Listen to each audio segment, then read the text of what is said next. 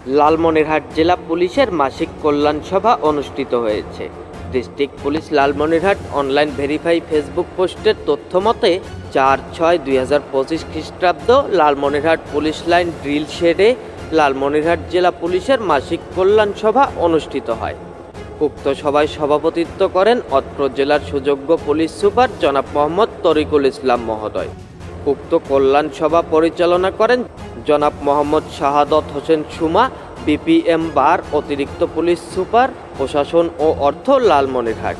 এছাড়াও উক্ত সভায় উপস্থিত ছিলেন অতিরিক্ত পুলিশ সুপার জনাব AKM Fazlul Haque, A circle, Lalmonirhat, জনাব জয়ন্ত কুমার সেন, সহকারী police super, B circle, Lalmonirhat, জনাব doctor Mohammad Kamrul Hasan Prince, medical officer, police হাসপাতাল, লালমনিরহাট সহ সকল থানার অফিসার ইনচার্জ ও অন্যান্য কর্মকর্তা ও কর্মচারীবৃন্দ।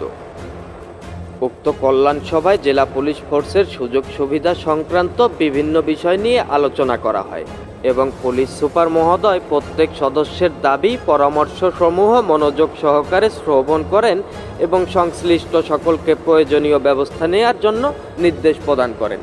আরেকদিকে উক্ত কল্যাণ সভায় সভাপতি মহোদয় মে 25 মাসের অপরাধ পর্যালোচনায় ভালো কাজের ভিত্তিতে নির্বাচিত শ্রেষ্ঠ অফিসার ও ফোর্সগণকে সম্মাননা ক্রেস্ট ও সনদপত্র তুলে দেন। আনিসুল ইসলাম রাজীব, খবর লালমনিরহাট, অনলাইন ডেস্ক।